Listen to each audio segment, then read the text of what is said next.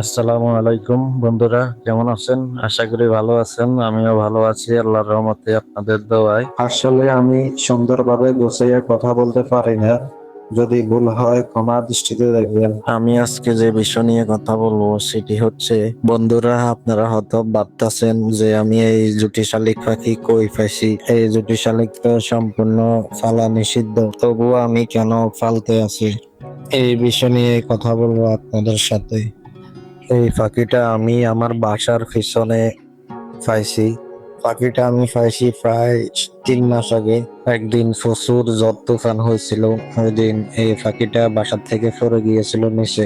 এই পাখির বাসা অনেক উপরে ছিল, বিল্ডিং এর প্রায় 4 তলার উপরে, ওঠার কোনো সিস্টেম নাই। আমি অনেক চেষ্টা করছি তার মার কাছে ফিরে দেওয়ার জন্য, কিন্তু আমি ব্যর্থ হয়েছি। পরে আমি আমার বাসায় আইনা এই পাখিটার যত্ন নেওয়া শুরু করছি। এই পাখিটা প্রায় প্রচুর ব্যথা পাইছিল, নিচে পড়ছে যে। আমি ওষুধ খাওয়াইয়া ওরে ভালো করছি, ও এখন পুরোপুরি সুস্থ।